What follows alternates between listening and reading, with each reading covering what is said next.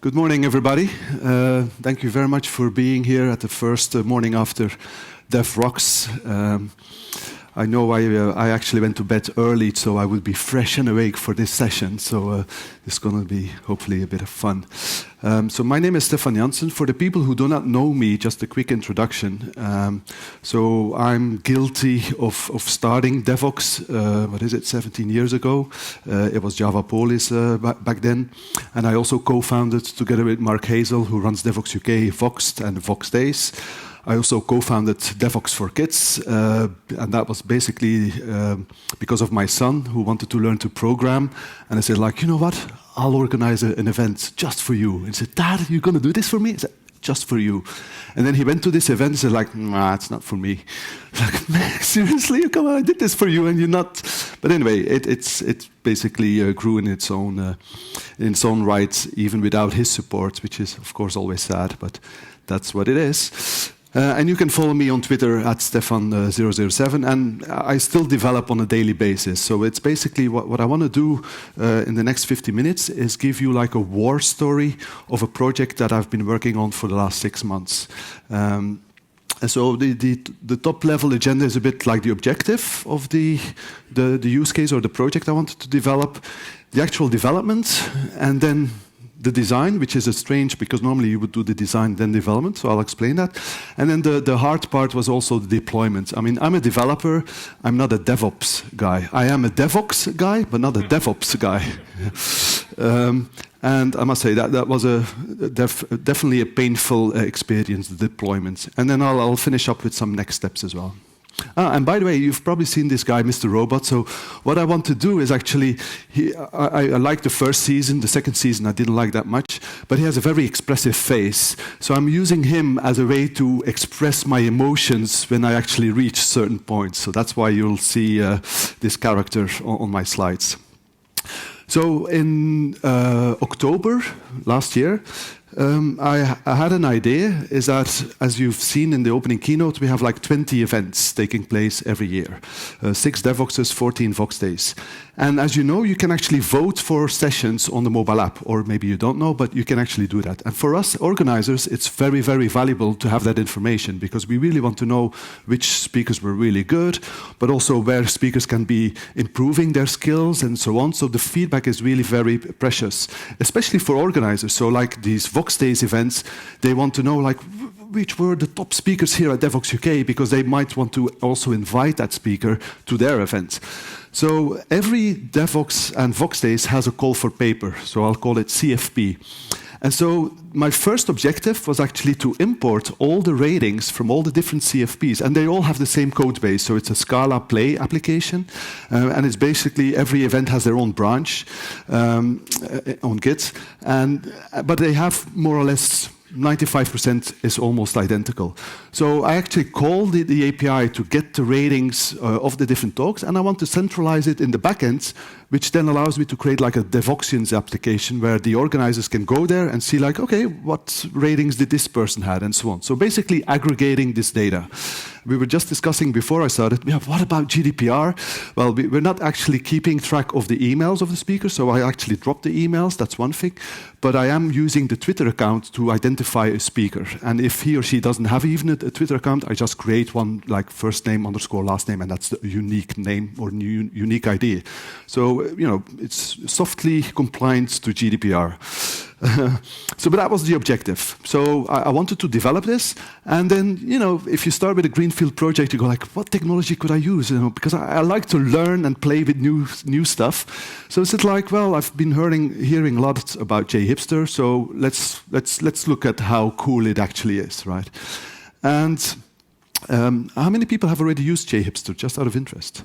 Yeah, so like 30% of the room, so you probably definitely will identify yourself with this. For people who are not, it is a code generator, basically. And how it works is that you start JHipster, JHipster, and it takes you through different questions. And so one of the questions is, for example, what type of application do you want to build? Do you want to build a monolith or a microservices or a microservices gateway? So you have like 3 options there.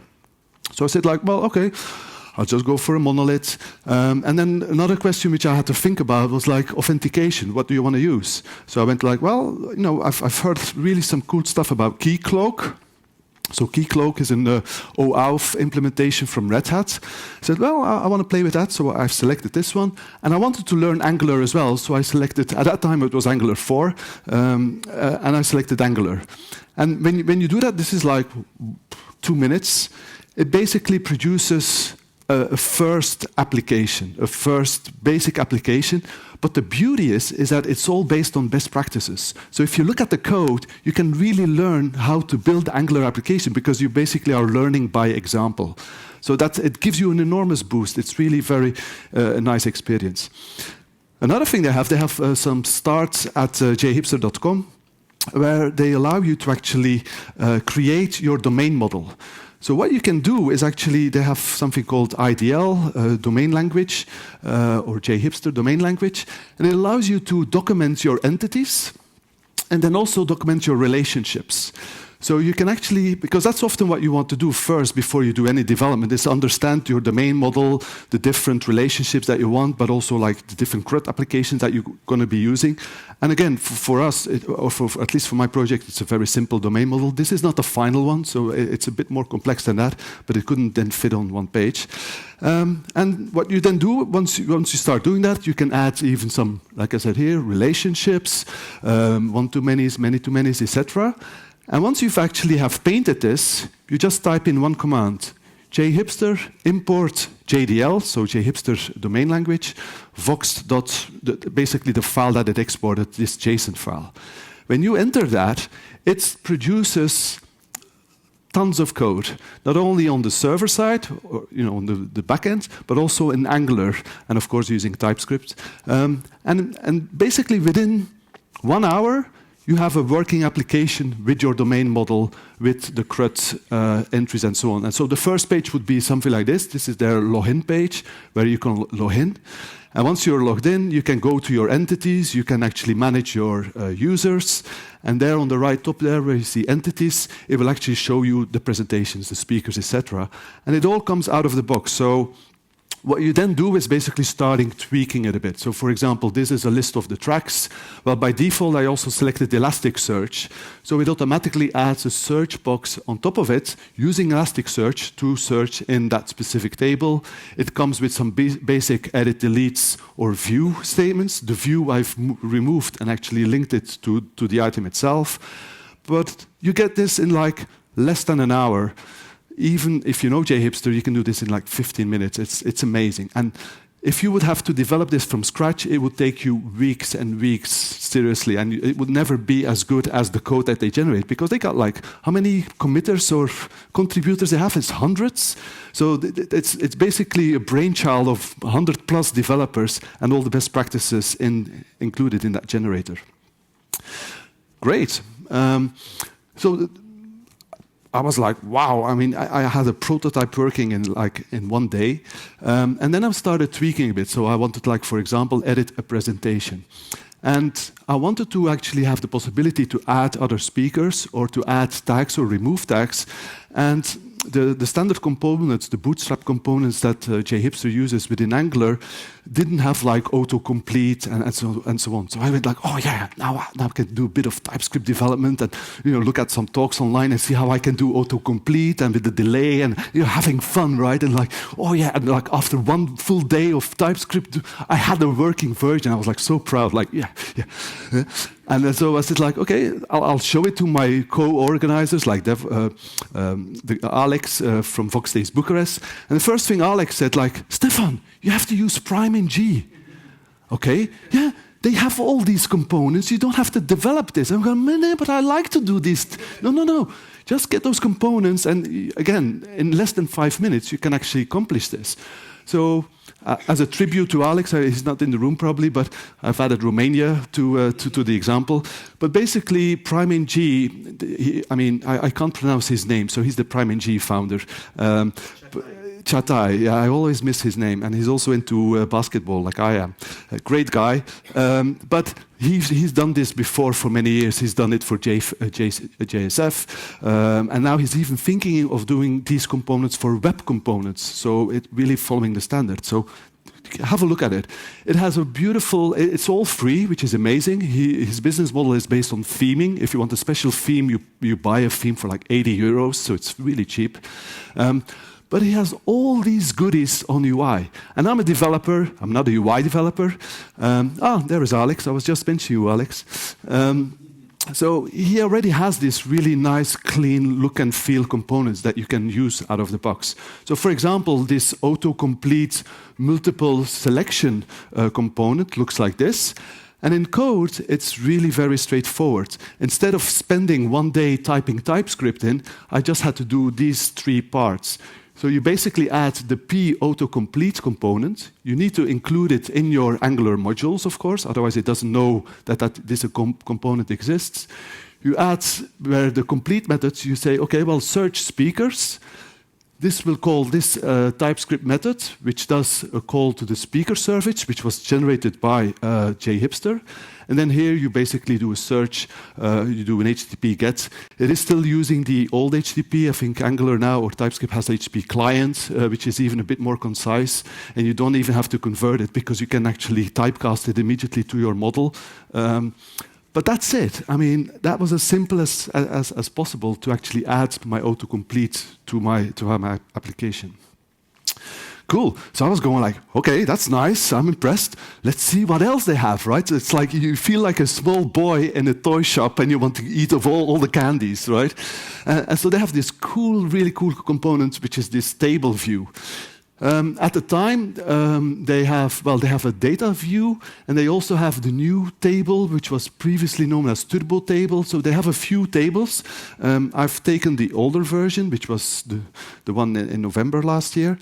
And basically what it does, which is this type of component, it allows you to actually search and filter on columns. So I can say, like, give me everything from a specific, like if this would be the event, I can say Devoxx, so only on Devoxx, and on the country I could say Belgium, and I would automatically filter basically the content, and it does the filtering in the client, so it doesn't even go to the server.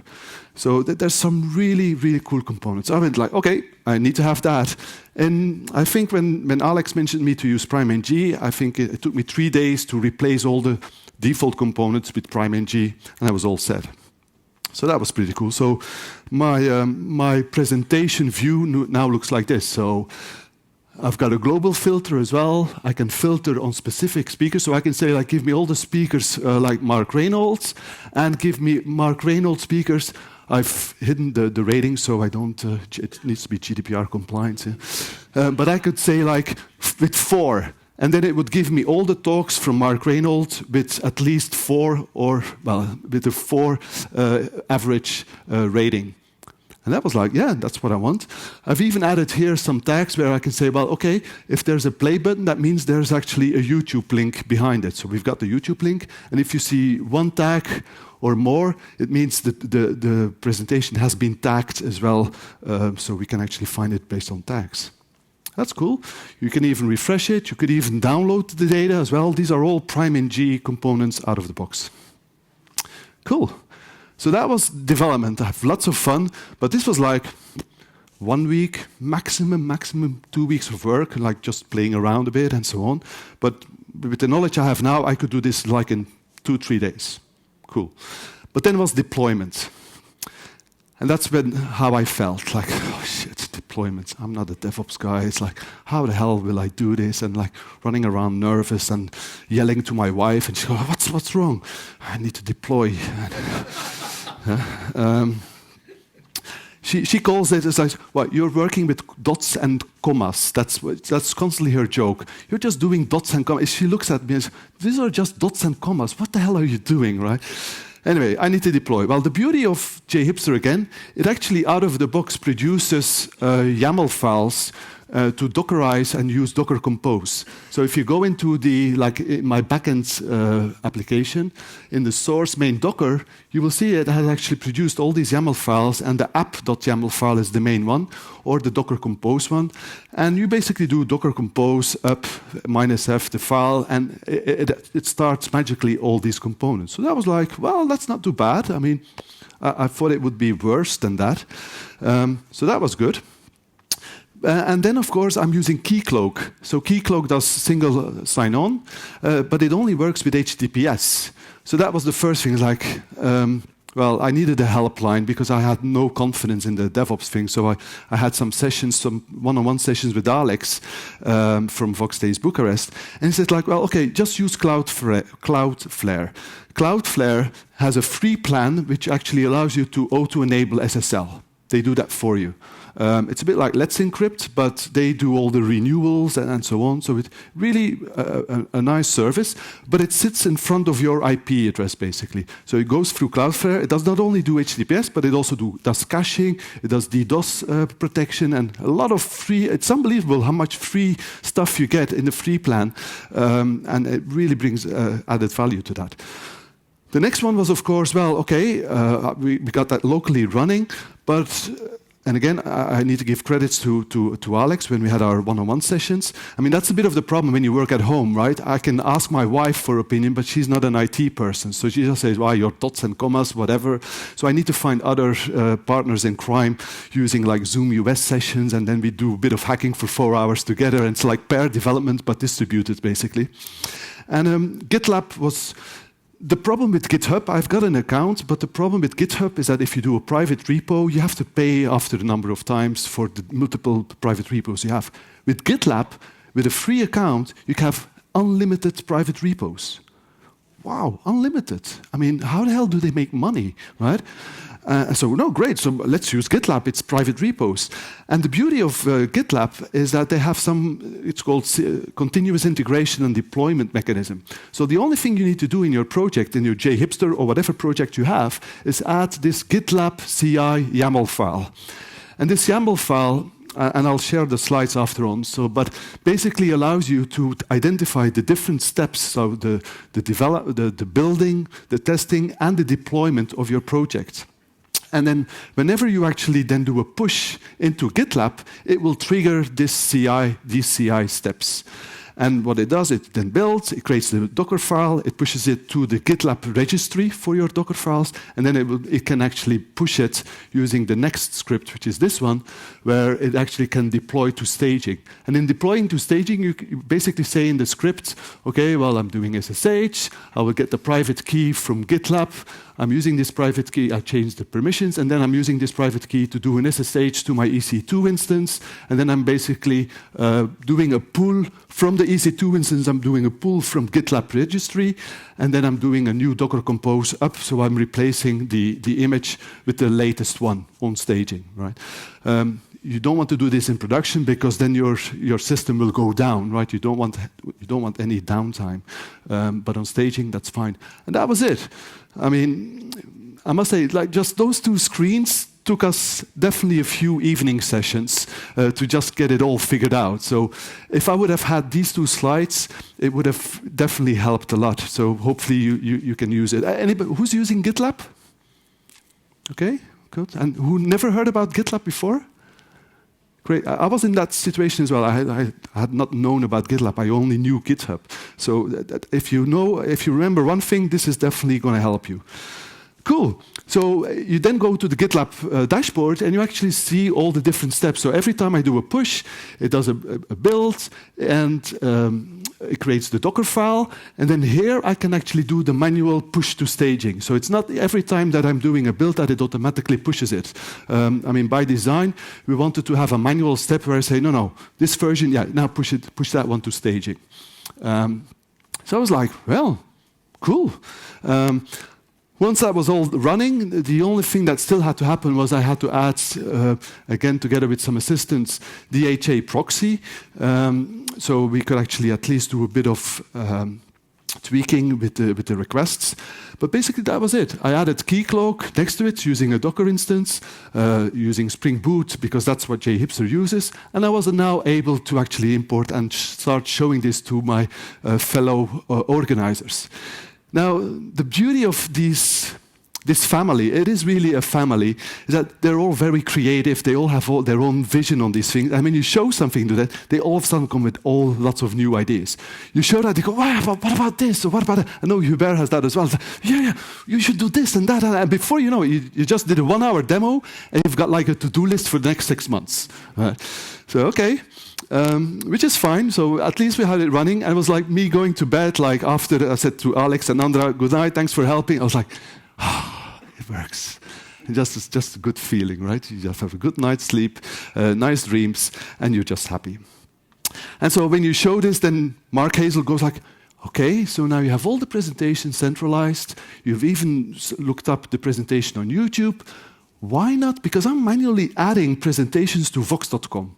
So why can't we just generate all these presentations and generate a Voxxed.com based on the presentation you've implemented? Then I don't have to do anything anymore, right? So that's like Mark's position, but I, of course, have to implement it, right?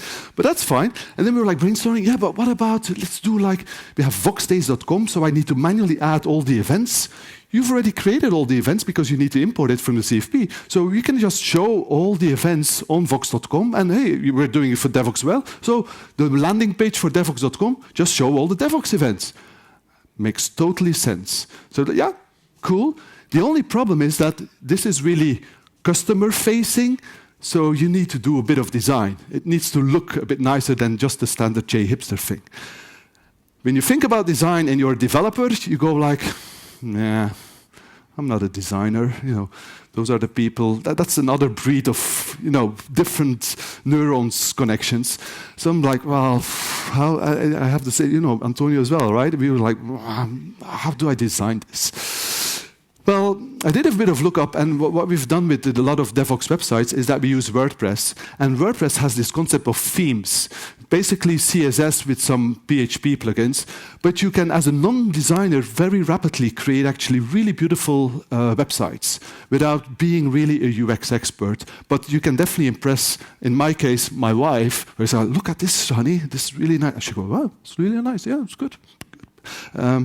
So I wanted to have something like that. So I was first thinking like, what I'll do, I'll just look up a nice WordPress theme, extract the HTML and CSS, and use that as a basis.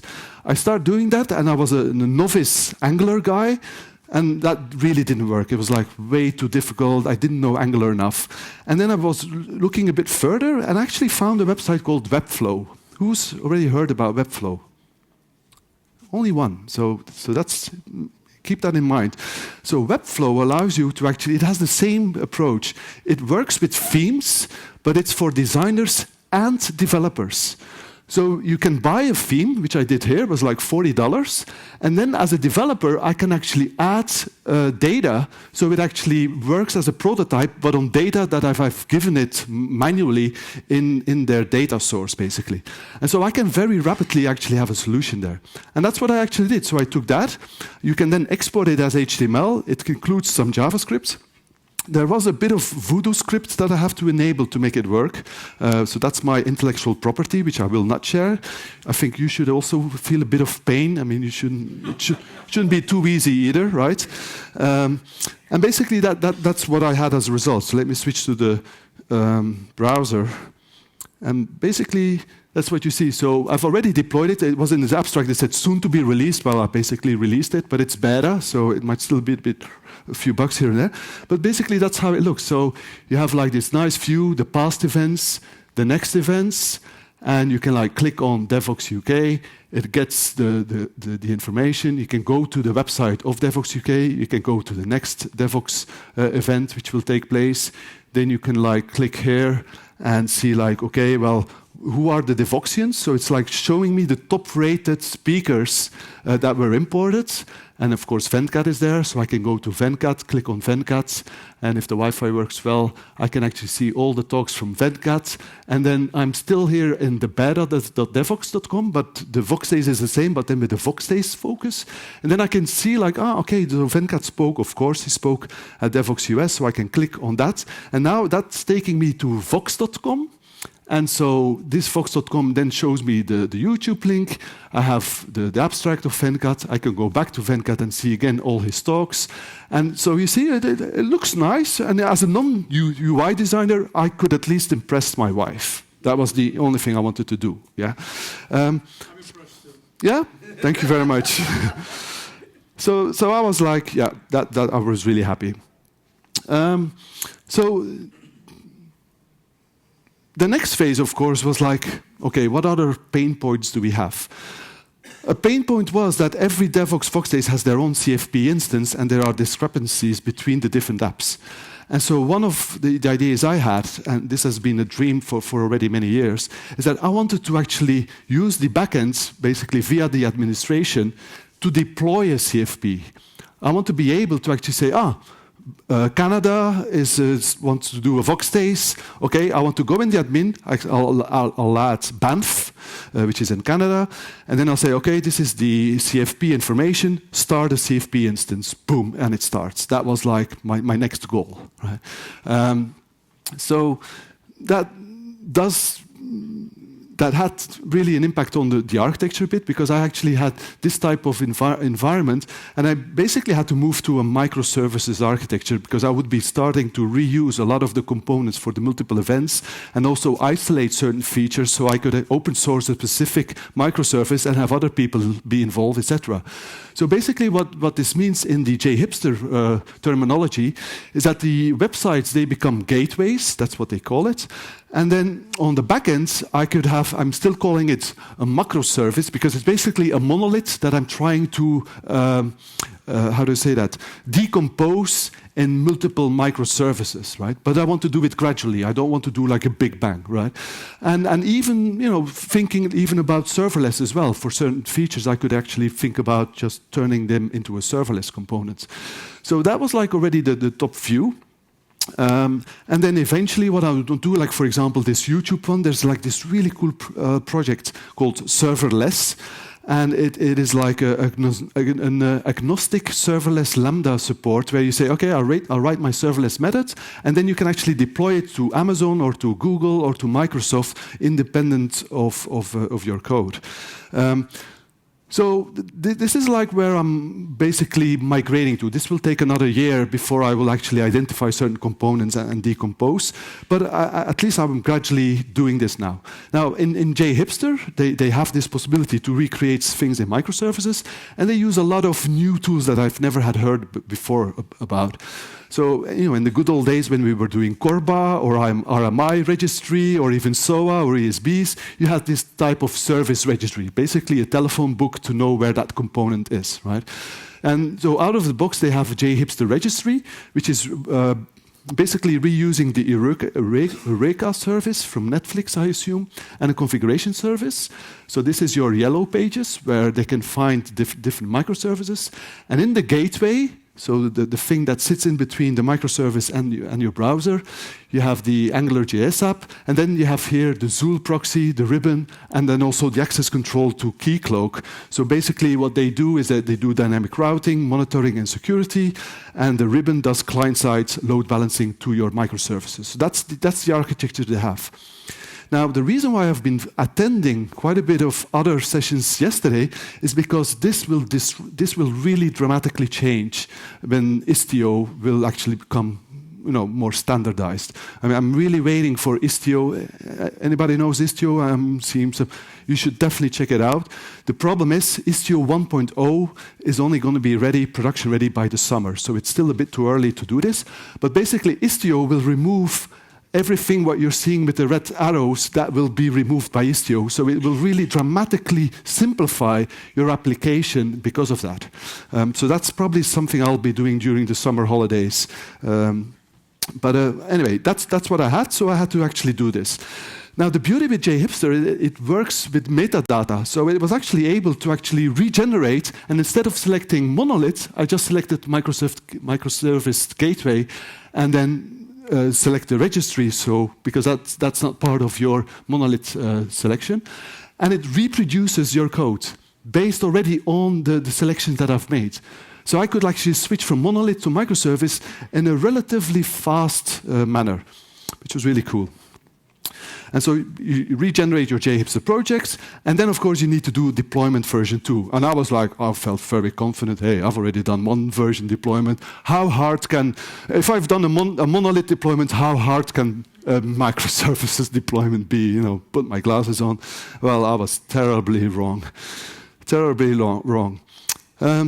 So one other thing that I wanted to do as well, because of this microservice, remember I want to do microservices as well also to support my CFP, and I want to be able to start and stop Docker images for the CFP.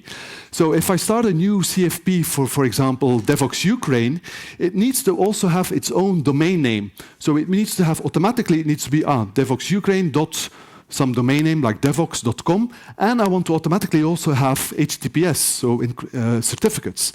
And so I was asking around, and actually people told me, well, Traefik, I've never heard about this before, Traefik does all of this for you. It's actually a French-based company, and they do all this magic. What they do is that they listen to the Docker socket, via the Docker socket, and they search for labels in your Docker file, and it then says, okay, there's a new Docker image started.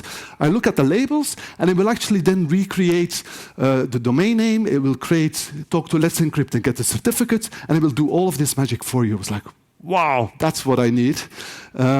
So I started, and as you can see, my architecture was already looking a bit different. So I now have these microservices all around. The Docker CFP is in Scala, so that's a different Scala app. But basically, this was the architecture I was looking at, is that I would want to have Traefik in front, and then Traefik would be able to actually pick up any new CFPs, give me a new domain name for this out of the box, and that would be great. And this was running on Amazon EC2. So I was reading, and in the documentation it says, please note that Traefik only works with console. So this cannot work if you use a JHipster registry. Like, damn. Okay, so I need to use console instead of JHipster registry. And I said, well, that was on Friday. I read that on Friday. I said, well, I'll just spend Friday morning and Friday afternoon, worst case, and that will be fine. Wrong. Friday evening, I was like frustrated. It didn't work, and then I tweet my frustrations. Right, that's a way of getting it out of your system. And then Julien Debois, who's the founder of JHipster, said, "Well, Traefik does work with Eureka. It is doable, but I didn't have time to actually support it. But I was already like 1 day ahead of this. It was like, well, I've already done the step. I now need to just continue." And I was like, really, oh, bloody hell. Like Friday evening, I was like, oh, like, oh, it's not working. My wife thought, like, what's wrong with your dots and commas? I said, no, it's just... So it was like, it wasn't a good weekend, right? And so, well, I went back to the JHipster. You can actually select console, great. So it actually does support it. And then it produces this after like a couple of days. So this was like Tuesday already, and I just continued, of course, during the weekends, because otherwise I wasn't enjoyable. And I had it working. So I had console working with all my different microservices. I actually had Traefik also showing me the links, so it was mapping it all correctly. But the front-end rule, which really messed up the whole environment, is that it actually creates a path prefix where it says, take the service name as the path prefix. So basically what you're seeing is that I had this running in console /voxxed/voxxed/console going to the backend, and I had to map this to beta.vox.com. So no problem. I have a helpline. He's based in Bucharest. Says, Alex, you need to help me. I need some HA proxy magic. And we spent like the whole Wednesday evening trying to actually redirect the beta.devoxx.com to redirect that to that /voxxed thing. And as you can see from the picture, it did not work. We didn't make it to happen. It actually worked to a certain point, but the problem was the redirect to Keycloak where you then need to authenticate yourself, that was always going via HTTP, and we were unable to actually move the HTTPS header in the redirect. And I was like looking, I was like, oh man, it's not working, bloody hell. And so luckily, and that's the beauty of doing DevOps and so on, you know a lot of people and so on, and Julien introduced me to the Traefik founder, Emile Vogue. And Emile Vogue said, Julien, from my team, he is also Julien, from my team, we'll get back to you this afternoon. And so we did a session on Zoom US again, half afternoon, and he basically said, okay, in the Docker image, you need to add these labels. Well, first of all, he said, you don't need console. I said, what? No, you don't need console. You can just use JHipster Registry. So just roll back everything you've done for the last 5 days. I didn't tell my wife, because she would be laughing again, like, so developers just create errors. That's what she says. You just go from one error to the other and just frustrated. So why do you do this profession, right? Anyway, I get always like a sanity check from her side. But basically, he said, like, okay, add labels. You just say the front end rule is this domain name that I want to map this Docker image to. And you enable it to Traefik. So Traefik will auto-detect if there is a front-end rule available. That's the only 4 lines I had to add to my Docker image. And then to configure Traefik, I actually had to do these things, again, with his assistance. I need to have my ACME certificates for Let's Encrypt. I need to do my redirects from HTTP to HTTPS. And then basically what I need to do is say, okay, Traefik, watch Docker, and do not expose by default, but if the label is exposed, then expose it. And that was it. And it even has like a nice dashboard where you can see all the mappings. But it's like, this is one page. This can take you weeks to find, to configure this. There were even people at JHipster who had never done this before, and they were like, please write a blog about it because we want that information because nobody knows these damn voodoo combinations to make this all work, right? And yeah, actually, in the evening, I was again going to my wife, honey, we're going to drink champagne. So, what? Yeah, we're going to drink champagne. It works. And so what's beautiful, so I'm using a domain name like conf in a box because eventually I want to make this available for other user groups so they can set up their own CFP. So I thought that was a good name, conference in a box. So it basically is I start a new event. I create, it starts the Docker image. I'm using, with the help of my DevOps Morocco friends, we're using this GitLab Docker API to start a Docker image. And then Traefik automatically finds it and says, okay, so there's this front-end rule. I will get a certificate for you, and then I will map it to the CFP instance which is started. And it's like magic. So that was like, yes, it works. I was like really pumped up, really happy. And this was like, a couple of weeks. I mean, I spent more time doing DevOps than doing development. Right? And I think yesterday they were saying, like, I think it was maybe James Strachan was saying, like, developers don't do DevOps because you're going to burn your fingers. And it's definitely right. This gray hair is probably from DevOps. This is from my wife. But this is DevOps. I mean, it does really take a bit of effort if you're not really used to this stuff. So, okay, I was happy. But there are some flaws here. So the first thing is, like, I'm a bit of a perfectionist, so if I have some new version, I don't want the site to go down. Right? With the setup I had on Amazon and so on, this would go down if I have a new version, even if it's only like for 1 minute. But like 1 minute, we have like 18,000 developers going to these events. So the moment they see something from DevOps that's not working, I will hear it from Twitter because, like, it's like the best coaches, the best basketball coaches, they all sit and watch the game because the parents, they're all coaches, right? And so they all have an opinion. So you want to be as perfect as possible. So the problem I had was like, hey, what about rolling updates? What about high availability? What can I do? And then, of course, when you think about that, you automatically end up in Kubernetes, right? And so, never touched that before, but it was like a beast I definitely wanted to play with and see, like, what is this all about? And so I started looking at it, starting talking to people, following a lot of Kubernetes sessions. And so I basically came up with a new architecture. So I kept the stuff where I have my Docker spinner, which is just a Spring Boot talking to the, again, from Devoxxed Morocco, they helped me there, talking to the GitHub Docker API. Traefik talks to this, or via Traefik I talk to this. I say start a new CFP. It has their own Redis. I am sharing an Elasticsearch, so all the CFPs can do Elasticsearch. And I said, like, well, I don't know Kubernetes enough that I don't want to do this spinner yet on Kubernetes. So I'll just keep that on Amazon. But the things on the website, the backend, and all of that, I wanted to have that on Kubernetes. So at least I could actually start a new Voxxed or Devoxxed website without the system actually going down. I decided also to have my MySQL then run on Cloud SQL from Google. So that was like my approach. And then I also learned that I have to use Ingress, but not just the default Ingress controller. You need to use the Nginx controller, because if you want to do automatic redirects to HTTPS, you need to have Nginx controller for that. I was going like, okay, sure. So that's I validated that like with Ray Chang and a few other people said, yeah, but that's fine. And so I said, like, I actually tried, said, which Kubernetes hosting cloud provider should I go for? I first tried with Amazon, because that's where I was already running it on. And what I've noticed is that Amazon is not yet ready for Kubernetes at the time that I was doing this, and this was like 2 months ago. A lot of changes can happen in 2 months.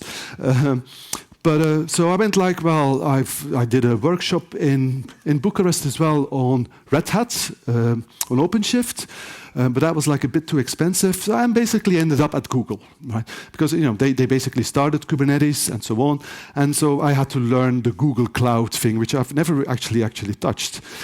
Now the beauty is, so first of all, you need to have Kubernetes. You need to install that. You need to install gcloud, which is the Google Cloud command interface.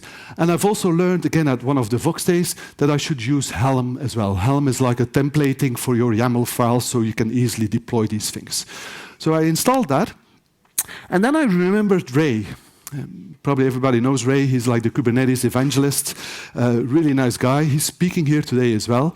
And Ray actually did a beautiful thing, and it was basically because of what he did that I followed Google Cloud, because he has this command, JHipster Kubernetes. That's the only thing you need to type. JHipster Kubernetes, and then what it says, okay, select the different microservices and the different gateways that you have in your project. So you select the different, because it's a directory structure, so every gateway has their own directory, every microservice has its own directory, and then you create another directory, Kubernetes. You go in and you type in this, and then you select the different microservices, and it produces all the YAML files to deploy your JHipster microservice architecture to a Kubernetes environment. I was like, bloody hell. That command saved me definitely 2 weeks, 3 discussions with my wife, 1 burn down, and probably an alcohol addiction as well. Right? Now, great. So it produces all these YAML files. Now, of course, Ray, a great guy, he works for Google. The thing he does is that he wants to get you onto Google, because then you become a customer. So by default, what he does do, and it's okay, he can definitely defend it, but by default, he says in the YAML files, he will say, well, this microservice, it will take 500 units of your CPU nodes.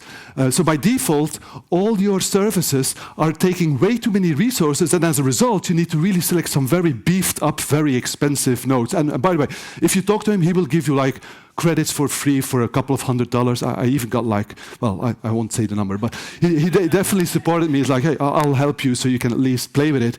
But I definitely learned that depending on how successful or how heavily used your microservices are, you can actually drop it. So I actually dropped that from my microservice to just 200. So I could actually deploy a lot more pods and actually have multiple pods with a very limited setup. So that's definitely an attention point if you go that route. And so what it basically does, or what you need to do, who has already done Google clustering Kubernetes? Anybody? Only a few. So So this is interesting then.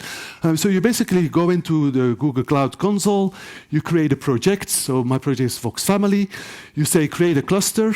There you need to select the different instances. The beauty of Google Kubernetes is that you don't have to worry about the master, because in Kubernetes you have a master which is like the brain, and then you have your nodes. In Google, it only gives you access to the nodes. You don't have to think about the master. And you don't have to pay for the master as well. In Amazon, that's not the case. You have to pay for the master and the nodes. So again, if you're budget conscious, that's a good thing. And then after a few minutes, you basically have your cluster running, and then you click on connect, and you get this Google Cloud command, which basically connects you from your command line on your computer to your cluster. And from that moment onwards, I can do kubectl apply -f, and then all the YAML files that the JHipster has created, and you start it. And when you trigger that, it basically creates all these pods. And then in the YAML files, you can change it. By default, it says, I want 2 replicas. So for every service, it will create 2 instances. So that's the 2 you see here. So it's creating 2 pods. And because it also creates this ingress, it will do the load balancing over these pods, right? And if you do HTTPS, the only thing you still need to add is you need to add the fact that it needs to do a sticky session. Because if you're authenticated for the admin, it needs to go back to the same pod. Otherwise, it doesn't know, the other pod doesn't know about your authentication. And so those come out of the box. And the ones in red I had to configure. So I had to add a backend Cloud SQL proxy to actually talk to the MySQL instance on Cloud SQL. So it goes via proxy. So that's a bit, you just need to follow the documentation. Then you need to follow some documentation on setting up the Nginx controller, because you need that for the HTTPS support. And a very important one, and again, this took me a bit of research and talking to Ray to know what I should use. You need to install the cert manager, and the cert manager does this certificate management. So the certificate, and that's why I need Helm. If you do Helm init, Helm install cert manager, it will install the certificate manager, and that one actually does the HTTPS configuration, talking to Let's Encrypt, and also doing the renewal of your certificates automatically. So those are the things you need to do manually. I actually have a link at the last step of my slide with all the information. But I didn't have enough time in 50 minutes to actually include all of that. So that were my pods. And then in my ingress services, I actually need to have this front controller, my Nginx ingress controller, which actually has one entry. So this would be the IP address on port 80 and on port 443. And I basically redirect port 80 to 443, so it's automatically on HTTPS. And this entry then actually dispatches it to the different websites. And so if you then look where I am, so this is all working, happy camper. What I did notice, and that was one of the reasons why I joined actually Google yesterday, because there were some issues, that if I redeploy a pod, the pods are talking to the registry. And the registry, if there's a new pod, the registry needs to refresh the connections to the different microservices. And there is actually a moment, like there might be 2 minutes, that it's still pointing to an old reference. It's not refreshing fast enough. As a result, I'm getting Zool exceptions in the browser. And I go like, what the hell? And it's just because it has not refreshed yet enough. And so yesterday I was at Google with Ray, and he said like, okay, you know what you should do? You should just get rid of Zool, and actually there are some tricks to actually circumvent that. Once I executed on it, I will definitely blog about it. But there are 2 ways that you can actually have the registry client injected in your backends and not use the JP registry. Or the best case will be, no, just use Istio when it's version 1.0. So that will definitely be a refactoring I'll do, which will actually remove the backends for every gateway, and it will really optimize my traffic within it. But what you then actually see is that my YAML files, I all of a sudden had to create this certificate YAML file because the JHipster Kubernetes doesn't generate this. And I also had to create my Cloud SQL proxy YAML file in addition, so I could talk to the MySQL one. And then what I want to do next is basically also make this Kubernetes aware. And that's why I need to talk to Hubert or whatever solution, scalable solution I have, because this is running on one EC2 instance. And I already have like 8 CFPs running, and I'm running out of resources. So I want to have something scalable. It needs to actually scale if this CFP is really active because it's Devoxx Belgium, and a lot of people are, so I need to want to have 2 pods of the CFP. Or if it goes down, I want to be auto recovery, etc. So, there's quite a bit of enhancements that I still need to do. I'll probably use maybe Kubernetes, maybe Helm, maybe I'll use Clever Cloud. I still need to actually see what the possibilities are there. So I'm almost running out of time. My next steps, well, like I said, first thing I want to do is remove the JHipster gateway backends. If you only have a front-facing website without any authentication, then this Angular application can talk directly to your backends, and it doesn't have to go via the gateway. There's I always forget his name, but there is another JHipster talk later today, and I definitely need to talk to him and see if that can be done. Then I need to refactor my Docker spinner and maybe use Fabric Kubernetes clients, but Fabric Kubernetes client was developed by James Strachan. James Strachan is here. I spoke to him last night. He said, no, don't use Fabric. Just use bash scripts and just do YAML. That's fine. Just use kubectl from a bash script, and that's more than enough. You don't even need Helm, he said. Just use pure bash. So, okay, we'll see. I definitely need to optimize my CI/CD process because now it's talking to Docker. It's not in GitLab. You can also auto-deploy it to Kubernetes. So instead of pushing it to Docker, I can just automatically push the pods to my Kubernetes cluster. I would love to use Jenkins. I don't know if you went to that yesterday. It was really interesting. The only problem that he didn't say is that they don't support GitLab. It's like, damn, I'm using GitLab, and it's private repos. They don't yet support it, so I can't use Jenkins just yet, but I would love to use it once it's available. I will definitely then evaluate Istio service. I know Ray is definitely on this as well.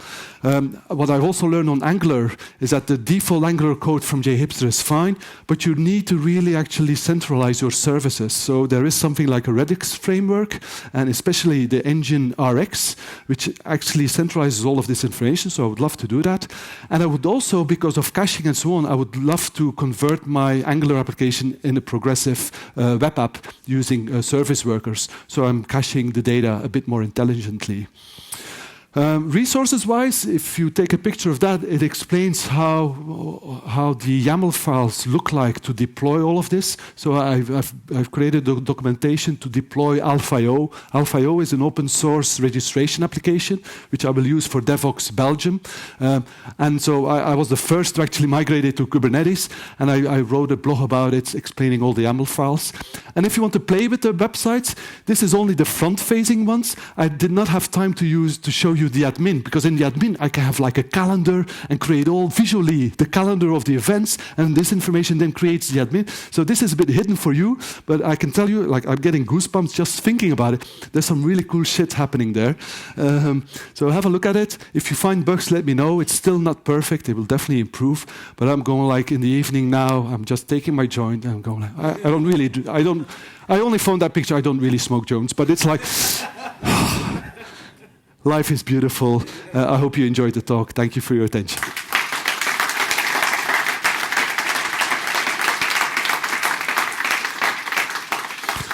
I'll be here all day. If you have any questions, more than happy to talk about this stuff during some coffee and so on.